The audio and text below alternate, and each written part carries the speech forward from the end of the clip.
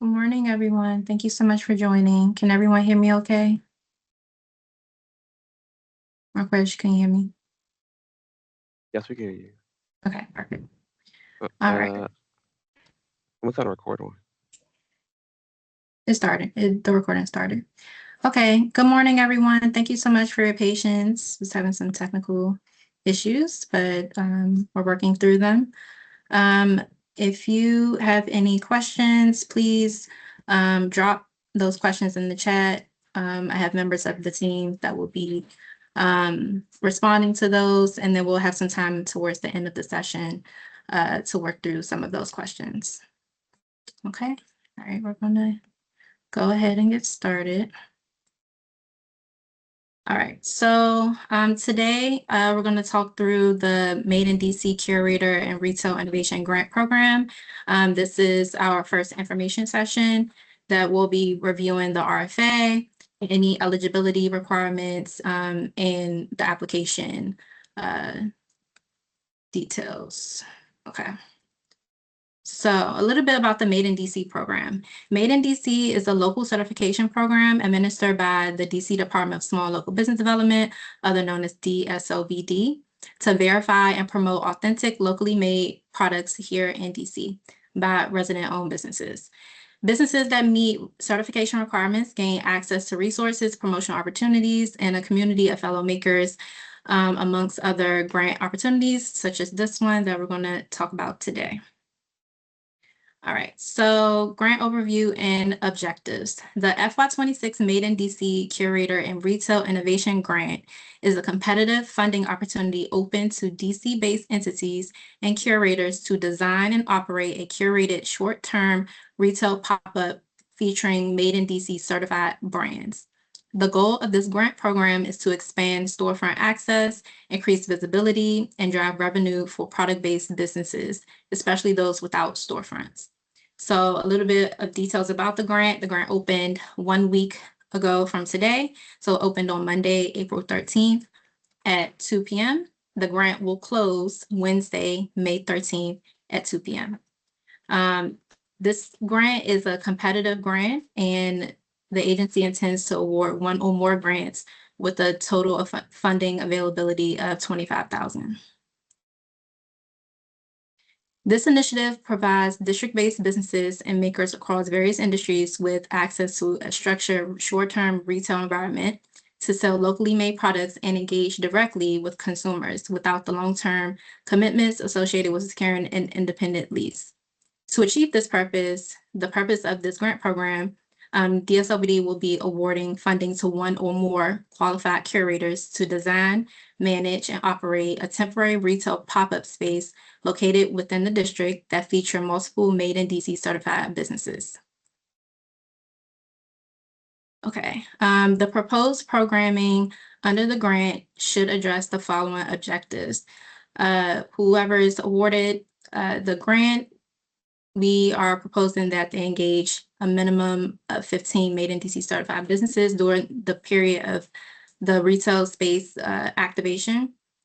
In addition, we want grantees to prioritize participation of businesses without permanent brick and mortar storefronts. And then to the greatest extent possible, we would like for grantees to include businesses across multiple product categories. And so to see the full list of the maker categories, you can refer to Appendix C of the RFA.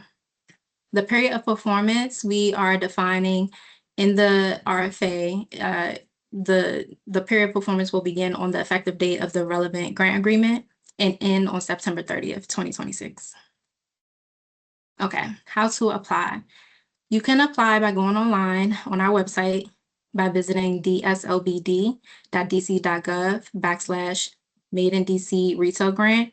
We shorten Made in DC by MIDC Retail Grant. Please read both the RFA and the NOFA before applying. The RFA and the NOFA is located all the way towards the bottom of the web page. When you scroll down, you'll see the link to the NOFA, the RFA, and a link to the Made in DC grant program budget narrative template. That is an attachment that you will need to complete your application. So we'll talk about that a little later in the presentation. Okay, who should apply? DC-based entities is eligible to apply for this grant program. For-profit, that means for-profit businesses and nonprofit organizations are eligible to apply. Entities with experience in operating and managing multi-vendor retail activations, pop-ups, or markets, and vendor management and curation are all eligible to apply, and that is who we're looking for to apply for this grant program. Eligibility. So an applicant for this particular grant program must meet the following criteria. Again, must be a district-based business, have a current and active DC business license, certificate of clean hands, proof of insurance, and to see the full list of required documents, please refer to the RFA. The applicant must have identified, this is important, eligibility requirement. Applicants must have identified a retail space within the district and must provide documentation confirming that the space will be operational by July 1, 2026.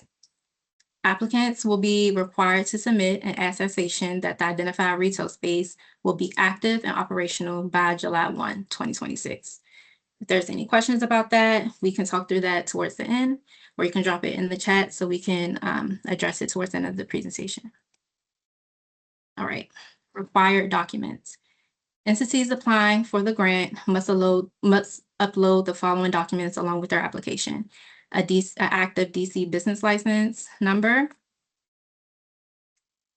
again, the lease or other legally verifiable document evidencing a right to operate out of an identified retail space, along with the retail space attestation, the corporate registration file number and good standing status, certificate of clean hands, your tax identification number, most recent tax filings, proof of insurance, and then finally the statement of certification. This document can be found towards the end of the RFA in Appendix E. All right, so key dates. So the grant program, opened on April 13th. Our first information session is happening today, April 20th. We will have a Q&A session, a drop-in Q&A if people have additional questions, happening on April 22nd at 11. The second information session is happening on April 28th. We will have a final Q&A session on May 7th, and then the last day to ask questions via email is May 8th, 2026 at 2 p.m. The application will close on May 13th at 2, and then we will have a corrections window from May 18th through May 22nd. This corrections window will be for all applicants who submit their application by the deadline of May 13th. We are allowing for a corrections window if there are any issues with eligibility documents or issues, with anything regarding the application. There's a corrections window for all applicants to correct those things and then submit to us by May 22nd in order to be considered. The competitive review panel will begin on May 23rd, and then all applicants will be notified by June 29th, 2026. All right, this is just, again, alerting you of that corrections window. And yeah, if there's any feedback or if you need to make corrections, you can do that May 18th through May 22nd. The period of performance for this grant will begin on the effective date of the relevant grant agreement and end on September 30th. All right, allowed uses of funds. So grant funds may be used for any of the categories listed in the RFA. Here we have a full list. I'm not going to go read through them all, but the important thing to note here on this slide is that when you are a part of the competitive application, requires you to complete a budget worksheet.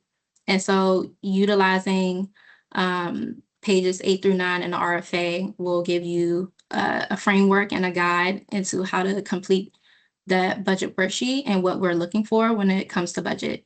And so again, 100% of the grant funds can be used for building out of the new or vacant space, interior, exterior renovations, utilities, insurance, operational fees, and then 50% of the grant funds can be applied towards soft costs like marketing, outreach, public safety equipment, e-commerce sales systems.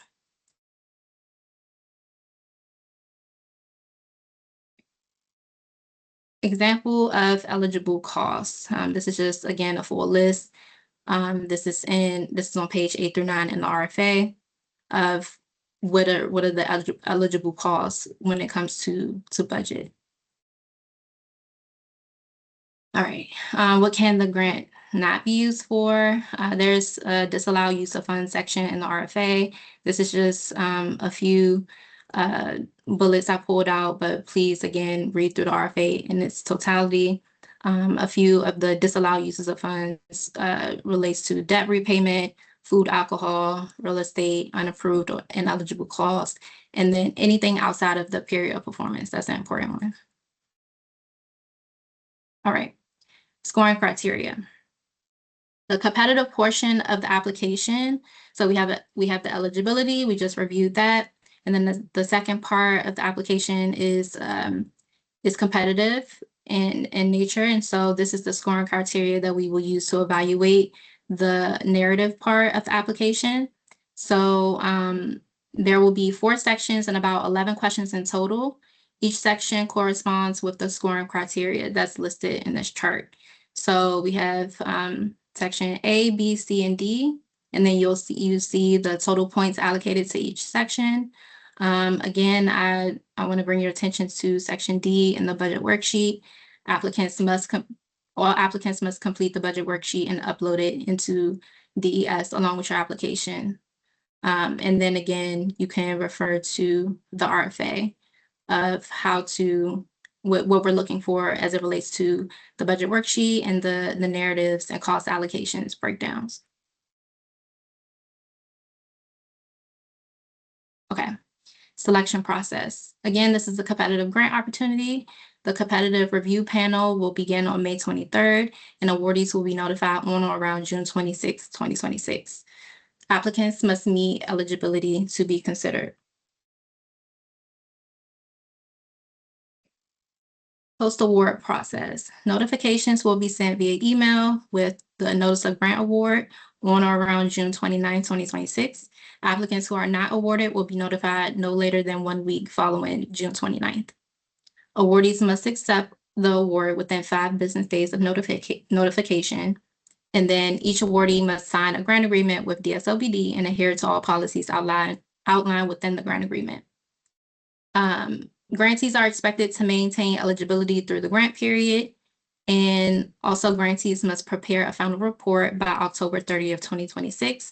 That includes proof of expenditures, sales report, retail pop-up performance, program impact, and then to see the full list of the final report requirements, please refer to Appendix D of the RFA. Again, some application reminders. Double check your eligibility before applying. We are looking for specific DC entities who are curators, have experience managing pop-up retail markets to apply for this grant. Please do not wait until the last day. Please apply early. Be intentional with your answers in the competitive portion of the application. And do not forget to submit a completed budget worksheet along with your application. Submit a completed application by the deadline, May 13th at 2 p.m. Only complete and timely applications will be considered for this opportunity. When you're applying, please have all your business documents ready. Please look at the full list of required documents before you're starting your application. That includes having your business license, clean hands, proof of insurance documents, all ready to upload into the DES system. And then if you have any additional questions, we will not be accepting questions via telephone. Please send all questions in writing to madeindc@dc.gov. So today was our first information session. Again, here's the list of our upcoming info sessions. We'll have a Q&A on Wednesday, April 22nd of this week. We'll have our second info session on Tuesday, April 28th, and then a final Q&A on May 7th.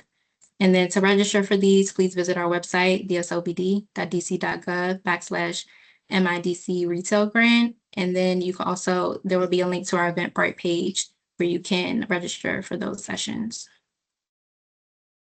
Again, any additional questions, please send them in writing to madeindc@dc.gov. And then again, please get your applications in by May 13th, 2026 at 2 p.m.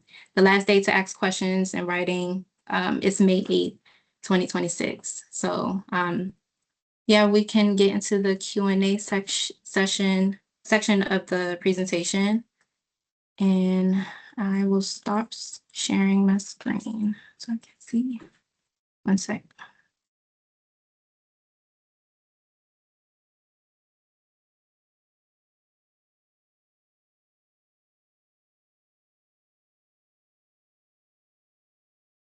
Okay.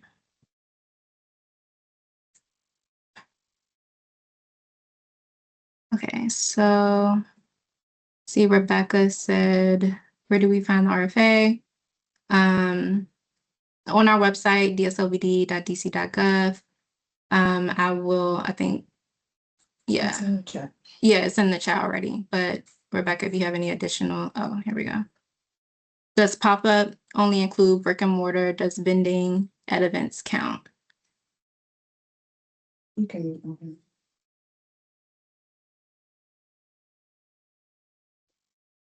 Thank you for the presentation, Jasmine. We are now going to field the questions that have come into the chat, and then we will give everyone an opportunity to ask your questions live. Just simply raise your hand, and we will get to those as soon as we finish the questions in the chat. We have dropped the link to the current funding opportunity, and that is where you can find the official RFA to review. The next question that came into the chat is, does pop-up only include brick and mortar, or does vending at events count? In the case of this grant opportunity, it only includes brick and mortar. So you participating at different vending events throughout the city, this grant would not cover that. Ultimately, this grant will cover for a curator to obtain space within a brick and mortar location, and then provide vending or retail opportunities for additional Made in DC businesses. So this isn't a grant specifically to cover any of your vending or event participation fees. This is something for you if you're interested in potentially opening a brick and mortar, whether a long-term pop-up model or a long-term lease. These funds would cover that type of activity. The other question that came in the chat is, you said this grant is for food and beverages as well, but food and alcohol are not eligible. Could you explain more, please? So yes, so food and beverages are not applicable in the way of you purchasing them with available grant funds. So if you are a food based business, you can open up a curated space and offer food for sale, but the grant funds would not be allowed to be purchased as it pertains to that specific type of inventory. So the funds could be utilized to cover some of your leasing costs or utility bills, materials needed to conduct the build out of the space. Though this is what those grant funds will go to. So again, this isn't specifically for an individual business per se. Many of you might have your own businesses, but the thought behind this is that you are a curator of retail space or a place-making opportunity that could include your business if you sell something, and it must include a minimum of 15 other certified Made in DC businesses. So those are all the questions that I currently see in the chat. we'll go ahead and let folks unmute themselves and ask their question out. Again, please feel free to continue to drop those questions in the chat. As Jasmine mentioned, we only answer questions in these live information sessions or Q&A sessions. So please make sure you get those questions asked now. Otherwise, make sure you email those over. Currently, I see that there's one hand raised by Margie Goldberg. You can feel free to unmute yourself and ask your question.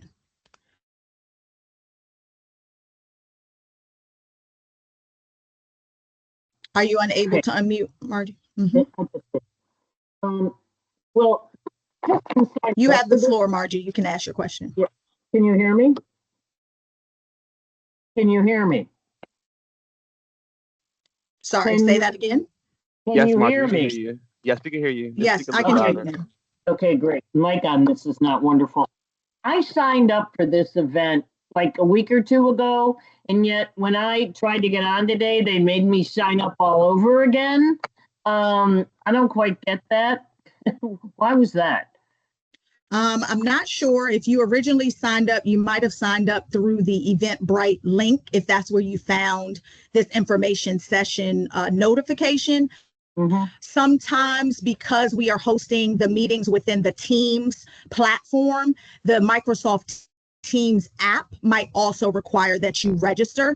Thank you for that flag. We'll make sure that we go behind the scenes so folks are not double registering. Sometimes folks find it on Eventbrite, and then sometimes the opportunity is just shared directly with the link from Teams, and that would trigger you to have to register twice. Okay. Did you have any questions about the grant? So if I have a space already, could I develop a pop-up at the space I already have, or I have to do this in another space? Preferably, we will want you to do it in another space. So this isn't a grant of like an individual that already has access to brick and mortar space to activate. I'm not saying that you can apply with your existing space, but of course, from the competitiveness of nature, it would just be presenting that program plan of how that can include additional made in DC businesses as well in that footprint. Okay. Now, a lot of the artists, you know, are absolutely artists in DC, but they have not all applied for the Made in DC certification. I do have I'm a long-term ZBE for sure. I've been in business 48 years and I've been an artist for my whole life. I've had studios in this town since 1973. But that application that you guys want is outrageous. I mean, it is so cumbersome that it is, you know, it's bizarrely cumbersome. You know, and most of these grants are, you know, I mean, that is for individual artists, you know, to be made in DC. Anyway, I just wanted to know why it's so cumbersome. Well, we try to streamline the grant applications as much as we possibly can. But as you can imagine, with a program like this, because there is a lot of ideation that will take place and innovation and what people are thinking as far as how we imagine retail space, we just need to make sure in that competitive process that we're capturing all of that information so that that competitive review panel will be able to properly assess applications as thoroughly as possible. So those additional details are really needed. I know sometimes it can be a bit much and, you know, we notate that, but again, any of those questions are solely because we want our review panel to have all of as many details as possible to really evaluate applications on its full basis. Okay, and is this application on the DSLBD website? Yes, so the application, I dropped the link in the chat. You can go to our website under current grant opportunities, and under the Made in DC Innovation Grant is where you'll find the RFA as well as the link to the DES system in which you will submit your application. Okay, thank you. Thank you. Have a great day. I saw the next hand come up from, I don't want to mispronounce your name, but I think it's Mandera. Please correct me if I'm wrong, but feel free to go ahead and unmute yourself and ask your question. Oh, yes. Hi, thank you. So I have three questions. One is, How much is the grant for? I joined a little. I was. I'm having a little difficult time hearing you. If you're able to Can you speak hear up me just a now? little bit. Yes, that's better. Thank you. Okay. I So think the one question is was, the- how much is the grant? Yeah, one of the questions is how much. Mhm. The other is for whom? Is it only for brick and mortar? And the third is this the yearly grant, or does this show up?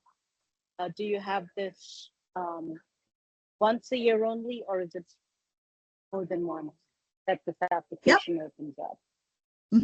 So to answer your first question, this grant for the fiscal year 26 has an allocated budget of $25,000. That $25,000, as outlined in the RFA, could be awarded to one or more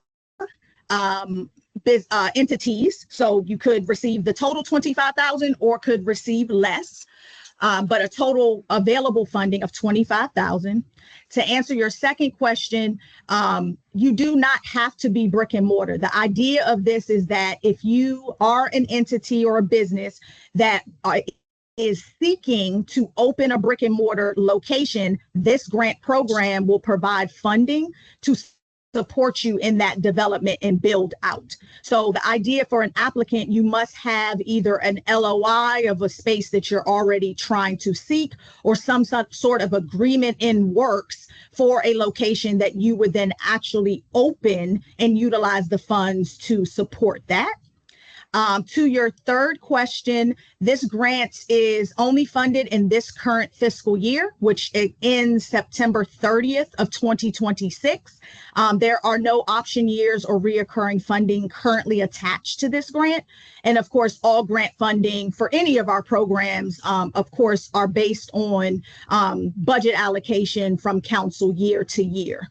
So we can't guarantee that funds will continue to be available to the selected grantee after September 30th.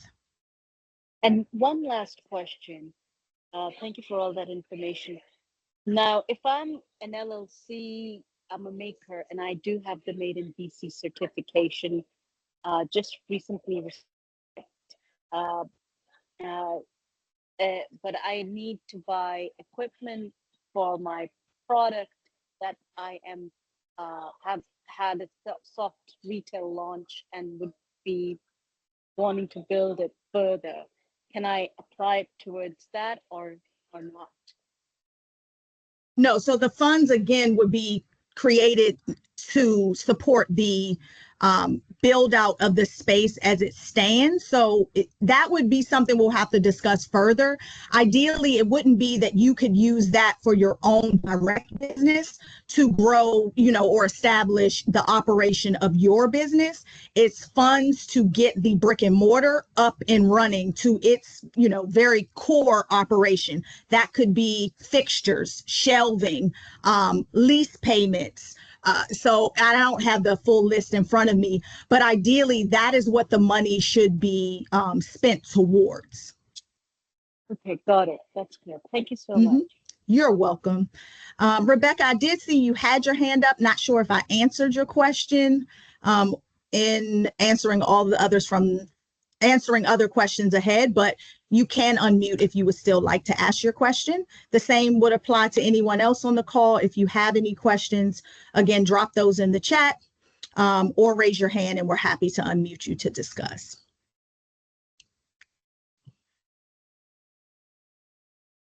All right. I'll give folks a few more minutes here. If you think of a question, feel free to ask. Just a note for everyone that did register for the session today, we will share the recording as well as the slides that were shared for your information. If you have any other questions, there is an upcoming Q&A session later this week on April 22nd. Feel free to drop in. It is not a formalized information session. So you can just drop in anytime during that scheduled meeting and ask your question to a team member. Again, I encourage everyone, if you haven't already, please ensure that you read the RFA in its entirety so that you understand the program in detail. That is the official document that will outline eligibility as well as competitiveness and selection process. And that is what we follow to answer. I did give you the option to unmute, Rebecca. It might have come a little later, but if I answered your question, all good. I do see a hand in the chat, Rose. You can feel free to unmute yourself and ask your question.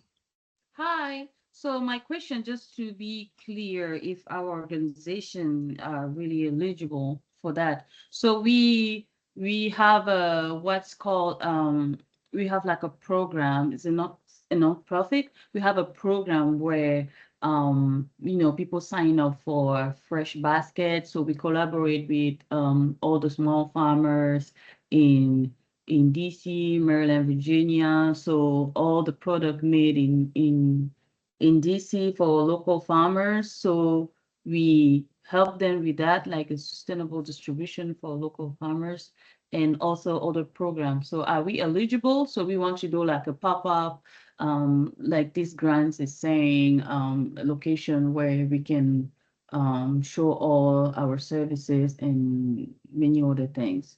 Are we eligible? So I would have to have additional context, but for the eligibility of this grant, I heard you mention you're a nonprofit. The nonprofit would be, this grant is open to nonprofits that are DC based nonprofits. Yes. So you can apply there. The second thing would be if you already have brands that you are utilizing, you are required for this grant that a minimum of 15 of those businesses must be certified made in DC.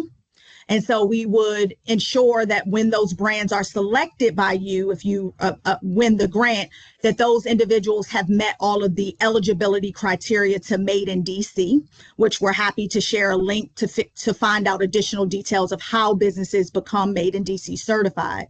Yeah. And then secondly, the space that you would identify, of course, you would have a letter of intent that you would be opening a brick and mortar retail space that house at least those 15 made in DC businesses. You can have more, but it has to be a minimum of 15 made in DC. And then the space would need to be able to sell or have some sort of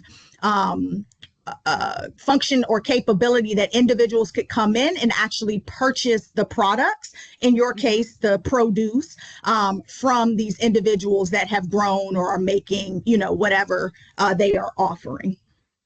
As long as those things are true, then yes, all other items within eligibility, if you can meet that, then we would definitely encourage you to apply. Okay, so if I got it right, sorry. So all the individuals we are collaborating with should be made in DC, all these businesses, at least 15 of them. Yes, ma'am. Yep, that is correct. Okay. Yep. Thank you. All right. Any other additional questions? Going once, going twice. I know we are a little bit ahead of time, but if you have any additional questions, we'll hold off a couple minutes. If not, I'll go ahead and wrap for today. We appreciate you all for joining this information session. This is just the first, so there will be additionals. We'll be sure to outline any additional information sessions and Q&A sessions that you can feel free to join. Again, you would want to visit DSLBD at dc.gov so that you can access the RFA. And with that, we'll go ahead and conclude for today. Thank you all for joining the information session.